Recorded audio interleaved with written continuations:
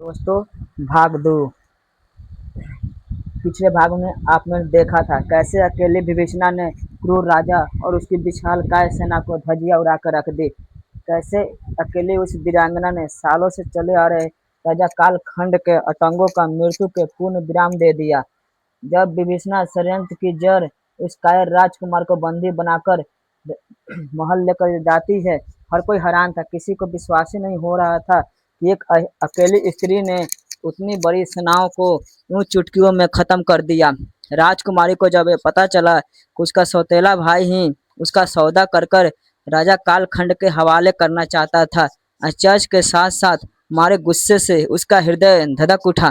कुछ पल के अपने गुस्से पर पाजू पा विभीषणा की तारीफ करते हुए कहा, ये तो हमें आश्रम से ही दिनों से ज्ञात था कि तुम कोई साधारण मनुष्य नहीं हो। मुझे फक्र है कि तुम मेरी सखी हो। आज तुम ना होती तो मेरे ये अपने ही हलाल करने वाले थे। फिर राजकुमारी ने अपनी सखी यानी महासेनापति विभीषणा से पूछा, अब उसके सौतेले भाई के साथ क्या करना चाहिए। तब विभीषणा बड़े गंभीर स्वर में राजकुमारी से बोली, राजकुमारी जी, आपको इस नीच मनुष्य को कदापि नहीं बख्शना चाहिए, केवल मृत्यु दंड ही देना चाहिए, क्योंकि वो विषैला सांप है जो मौका मिलने पर दोबारा आपको डसने आएगा। आपको न मृत्यु दंड देना चाहिए बल्कि इसकी मृत्यु को ऐसी मिसाल बना देना चाहिए कि फिर कभी कोई आपके साथ गद्दारी करने की सपने में भी ना सोचे। विभीषणा की बात उचित जान राजकुमारी ने तुरंत सेना अध्यक्ष को हुक्म दिया कि समक्ष राज में घोषणा करवा दो कि कल सायंकाल को राजकुमार रुद्रसेन को उसकी द्रोहकारिता के दंड स्वरूप नगर के मध्य चौराहे पर फांसी दी जाएगी। राजकुमारी का आदेशानुसार पूरे राज्य में ढिंढोरा पिटवा दिया गया।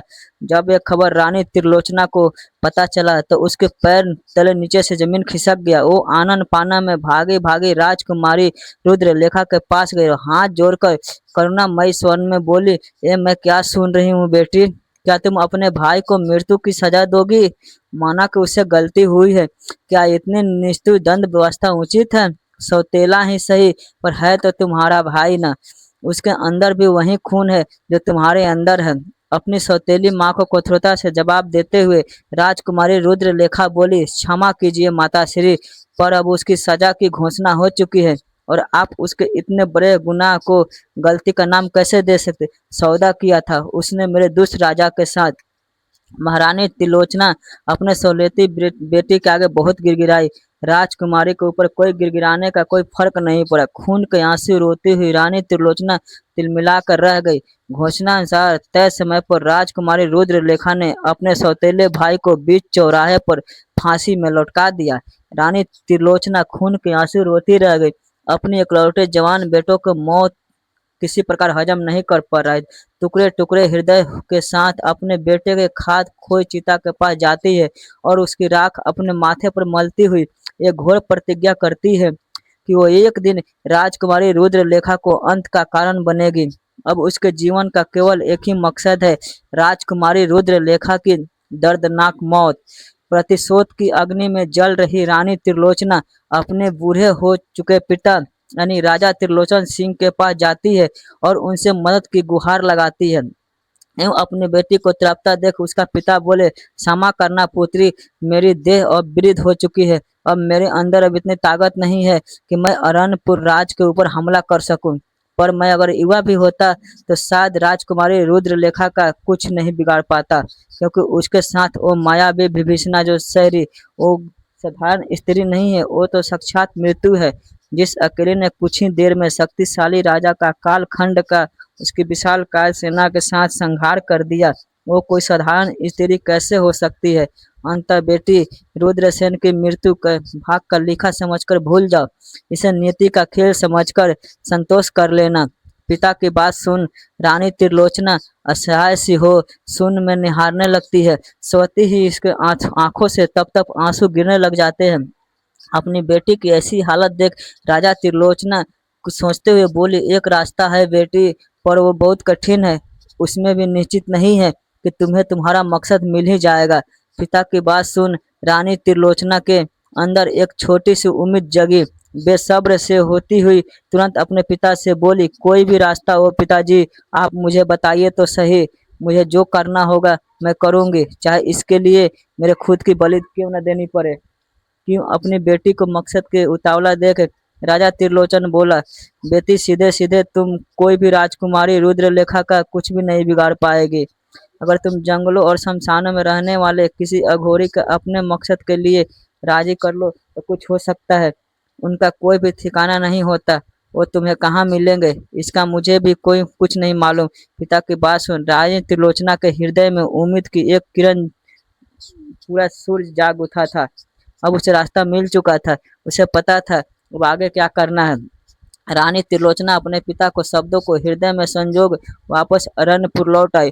उसके मन में अब एक ही लक्ष्य था, एक सिद्ध अघोरी की खोज करना जो रुद्रलेखा के विनाश में उसका सहायक बन सके।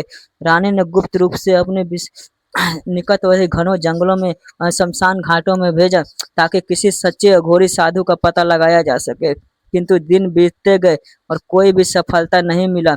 एक रात जब लाल चंद्रमा आकाश में चमक रहा था तब रानी खुद चुपके से राजमहल से निकलकर एक शमशान जा पहुंची। आज किस्मत भी त्रिलोचना के साथ किस्मत था। देखा था धुंध और धुएं के बीच मानव खोपड़ियों से सजे एक वृक्ष के नीचे एक बिल्कुल नग्न अघोरी बैठा था जिसकी आंखों खून सी लाल थी। हिम्मत कर कर रानी उसके पास गई और प्रणाम करते हुए बोली, हे महासिद्ध, मैं त्रिलोचना अरनपुर की रानी आपकी शरण में आई हूँ। मेरे पुत्र की बड़ी निर्ममता से हत्या कर दी गई। मुझे प्रतिशोध चाहिए महाराज। अब केवल आप ही हैं जो मेरी मदद कर सकते हैं। रानी त्रिलोचना की बात सुन अघोरी ने भयंकर स्वर में हंसते हुए कहा, तू क्या समझती है हम तुम्हारे घरेलू झगड़ों का हल करने के लिए यहाँ बैठे हैं? पागल स्त्री, हम अघोरी हैं, मृत्यु और शमशान के भोगी। अघोरी साधु की बात सुन कुछ क्षण के लिए रानी त्रिलोचना सकबका गई।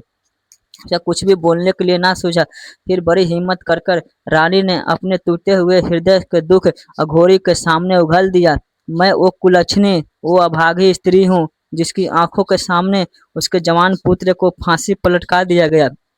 उस बेचारे का दोष सिर्फ इतना था कि उसे अपना उसका हक चाहिए जैसे हर पुत्र का पिता का साथ मिलता। उसे अपने पिता का उत्तराधिकारी बनना था और बेचारे को राज गद्दी नहीं बल्कि मौत मिली। महाराज, मुझे सोते जागते हर समय पुत्र की जलती हुई चिता दिखाई देती है। बाबा, मुझ अभागन का जीवन मृत्यु से ज्यादा दुखदायी हो गया है। मैं बड़ी ही उम्मीदों के पास आपके पास आई हूँ। आप मुझे यूं खाली हाथ नहीं लौटा सकते हैं। आप जो कहेंगे वो मैं दूंगी। धन दौलत हीरे जवाहरात सोना चांदी, अगर आप कहे तो खुद का प्राण भी दे दूंगी। रानी त्रिलोचना की बात सुन कुछ देर तक अघोरी बिल्कुल मौन बैठा रहा। फिर बोला, ठीक है, अगर तेरी यही इच्छा है तो तू यही मार्ग सुनना चाहती है तो कल आधी रात को फिर से यहाँ आना है। मैं देखता हूँ तेरे लिए क्या कर सकता हूँ। अघोरी तांत्रिक से आश्वासन मिलने पर रानी त्रिलोचना वापस राजमहल लौट आती है। अब उसे इंतजार था तो कल का रात का। बदले की आग में जल रही रानी को कुछ सुकून मिला। सोची, अब मेरे पुत्र के मृत्यु का बदला पूरा हो जाएगा। पर रानी त्रिलोचना इस बात से बिल्कुल अनजान थी। अनजाने में उसे किसी न्योता दे रही थी। उसे ज्ञात बिल्कुल नहीं था कि वो मौत से खेल रही है। जिस अघोरी से वो मिल कर आई है वो कोई साधारण अघोरी नहीं था। वो उस दुष्ट दानव का, त्रिलोक का थुर का भक्त था जो हमेशा उसी की साधना करता था। रानी त्रिलोचना के जाने के बाद वो तांत्रिक अघोरी अपनी साधना शक्ति से हजारों मील दूर अपने गुरु, अपने भगवान यानी उस दुष्ट दानव त्रिलोकासुर के पास गया और कहा, महाराज, यहाँ से हजारों मील दूर रनपुर नामक एक राज्य है। वहाँ की रानी अपने पुत्र की मृत्यु का बदला लेने के लिए तड़प रही है। किसी तांत्रिक को खोजते खोजते वो मेरे पास चली आई। वो चाहती है कि मैं उसके सौतेली बेटों का वध कर दूं। उसके बदले वो कुछ भी देने के तैयार है। कुंवारी लड़कियों को भूखे भूखे दरिंदे त्रिलोकीसुर ने उस तांत्रिक अघोरी का बात सुना तो उसकी आंखों चमक उठा। मन में कुछ विचार करते हुए दैत्य त्रिलोकासुर अपने शिष्य यानी उस अघोरिक तांत्रिक से बोला, तुम बड़ी अच्छी खबर लेकर आए हो। हम जरूर उस रानी का कष्ट दूर करेंगे। अपने उस शिष्य के साथ वो दुष्ट दानव रनपुर से कुछ दूर स्थित उस शमशान में आ पहुंचा जहां कल रानी त्रिलोचना आने वाली थी। इधर जैसे तैसे रानी ने रात काटा और फिर दिन। जैसे ही आधी रात हुआ वो फिर तांत्रिक के बुलावे पर शमशान जा पहुंची।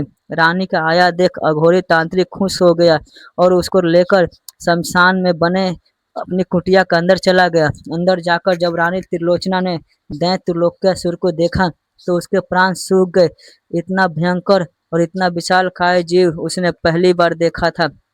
रानी को घबराया देख वो तांत्रिक बोला, घबराओ मत बालिके, ये मेरे गुरु त्रिलोकीअसुर है। यही है जो तुम्हारा कष्ट दूर करेगा, पर बदले में इन्हें भी कुछ चाहिए। तांत्रिक के बात सुन रानी त्रिलोचना बोली, महाराज, इन्हें जो भी चाहिए होगा मैं दूंगी। धन दौलत हीरे जवाहरात। उसकी बात को बीच में काटते हुए दैत्य त्रिलोकीअसुर बोला, मूर्ख औरत, क्या तुझे लगता है हम तेरी दौलत के भूखे हैं? दैत्य की बात सुन रानी त्रिलोचना सकबका जाती है। आगे दैत्य त्रिलोकीअसुर बोला, मुझे धन दौलत नहीं बल्कि हर रात एक सुंदर और कुंवारी लड़की की भेंट चाहिए, और इस बात का ख्याल रहे लड़की पवित्र होनी चाहिए। दैत्य त्रिलोकीअसुर के बात सुन रानी त्रिलोचना के होश उड़ जाते हैं। उसके पैरों नीचे जमीन खिसक जाता है। उस तांत्रिक की तरफ देखकर रानी हकलाते हुए बोली, मगर बाबा, मैं हर रोज कुंवारी कन्या कहाँ से लाऊंगी? रानी की बात सुन तांत्रिक बोला, अरे मूर्ख स्त्री, जब मेरे माँ महामहिम बेटी को ही खत्म कर दें तो राज को संभालने वाला कौन बचेगा? कौन होगा जिसे हाथ में पूरे राज का बागडोर होगा? तुम होगी। संपूर्ण अरनपुर पर तुम्हारा शासन होगा, और एक रानी के लिए हर रोज एक कुंवारी लड़की का इंतजाम करना कौन सी बड़ी बात है? तांत्रिक की बात सुन रानी त्रिलोचना की आंखें चमक उठी। ये तो कभी इसने सोचा ही नहीं था कि राजकुमारी उद्रलेखा की मृत्यु के बाद सब कुछ उसी का हो जाएगा। वहीं संपूर्ण राज की महारानी बनेगी। खुद को रानी बनने की कल्पना मात्र से ही त्रिलोचना सिहर उठी। उसने हर्षित होते हुए तांत्रिक को वादा किया कि हर रोज वादे के मुताबिक एक पवित्र कुमारी कन्या को महामहिम दैत्य त्रिलोकीअसुर के पास भेज दिया करेगी। इस तरह रानी त्रिलोचना दैत्य त्रिलोकीअसुर के बातों में आ जाती है। दैत्य त्रिलोकीअसुर जिसे हर रोज अपने शिकार के लिए बाहर जाना पड़ता था, अब उसे बैठे बैठे शिकार उसका मिल जाएगा। रानी त्रिलोचना खुशी खुशी वापस राजमहल लौट आती है। कहाँ तक बदले के लिए सोच रही थी, कहाँ अब संपूर्ण राज की रानी बनने वाली थी। कल्पना मात्र से ही उसका रोम रोम सिहर उठता है। अब बस उसका इंतजार था, बस इस बात का कि कब वो दैत्य राजकुमारी रुद्रलेखा को अपना शिकार बनाएगा। उधर दैत्य त्रिलोकीअसुर भी उचित अवसर के तलाश में रहने लगा, और जल्दी ही वो दिन आ भी गया। एक दिन राजकुमारी रुद्रलेखा ने विभीषणा से कहा, आज उसका शिकार पर जाने का मन है। राजकुमारी की बात सुन बिना किसी आपत्ति के विभीषणा बोली, ठीक है राजकुमारी जी, चलो फिर। राजकुमारी रुद्रलेखा बोली, नहीं सखी, आज हम अकेले ही शिकार पर जाना चाहते हैं। विभीषणा ने मना किया, पर राजकुमारी अपनी जिद पर अड़ी रही। कहते हैं ना, जब होने का समय आता है तो उसे कोई टाल नहीं सकता है, वो तो होकर ही रहता है। अंततः कुछ सिपाहियों के साथ विभीषणा ने राजकुमारी रुद्रलेखा को शिकार पर जाने की इजाजत दे दी। बेबस बेशक वो राजकुमारी थी, लेकिन छोटा से छोटा काम भी अपनी सखी विभीषणा से पूछ कर ही करती थी।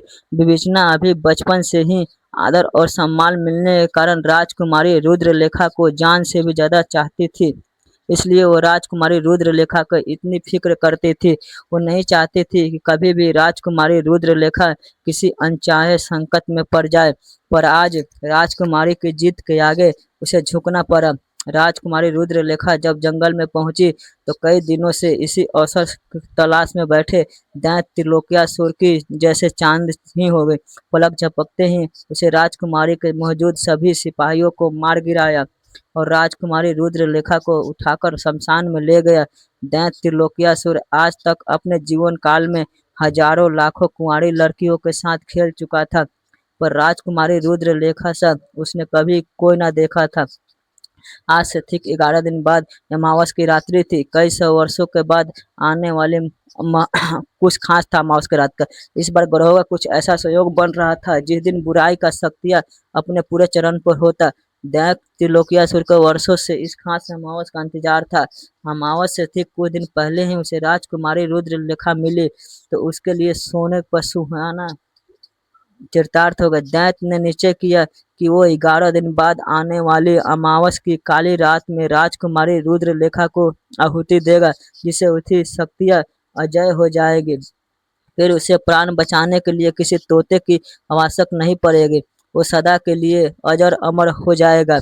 अब उसे इंतजार था तो बस अमावस का, उस काली रात का। उधर जब शाम होने तक राजकुमारी रुद्रलेखा वापस राजमहल नहीं लौटी तो विभीषणा को उसकी चिंता सताने लगा। किसी अनहोनी के आकांक्षा के चलते भारी हृदय से वो राजकुमारी रुद्रलेखा के तलाश में जंगल की ओर निकल पड़ी। जब वो जंगल पहुंची और वहां उसे सिपाहियों को मृत शरीर देखी तो उसका माथा ठनक गया। वो वहीं सिर पकड़कर बैठ गई। उसका दिमाग एकदम से सुन्न पड़ गया। उसका मन में तरह तरह के अनचाहे विचार आ रहे थे कि राजकुमारी रुद्रलेखा के साथ पता नहीं क्या हुआ होगा।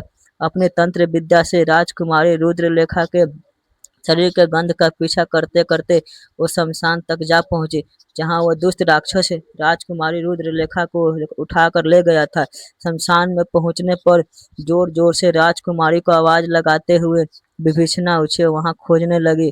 कुटिया के अंदर अचेत अवस्था में पड़ी राजकुमारी रुद्रलेखा तो उसकी आवाज कैसे सुन पाते। पर जब दैत्य त्रिलोकियासुर ने बाहर से किसी के चीखने की और बार बार राजकुमारी रुद्रलेखा के पुकारे जाने की आवाज सुनी तो गुस्से के साथ साथ गुर्राते हुए बाहर आया।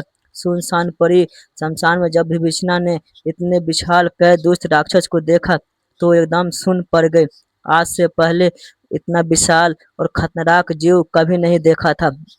आश्रम के दिनों में छोटे मोटे दानवों से उसका पाला जरूर पला था, पर ऐसा कभी नहीं देखी थी।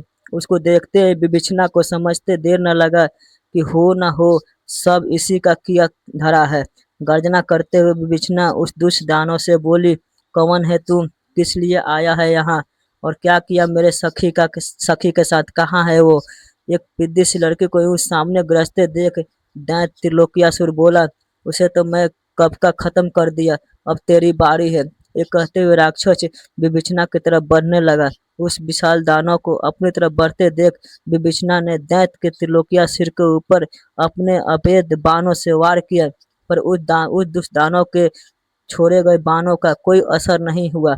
उल्टा उसे दहाड़ता हुआ दानव बोला, ओ तू शस्त्र विद्या भी जानती है तुम, पर तू भीड़ी हो गई छोटे मोटे योद्धा से। दानव आगे कुछ कहता, उसे विभीषणा दहाड़ती हुई उसकी तरफ झपटी और अपनी तलवार से संपूर्ण शक्ति के साथ दैत्य पर प्रहार किया।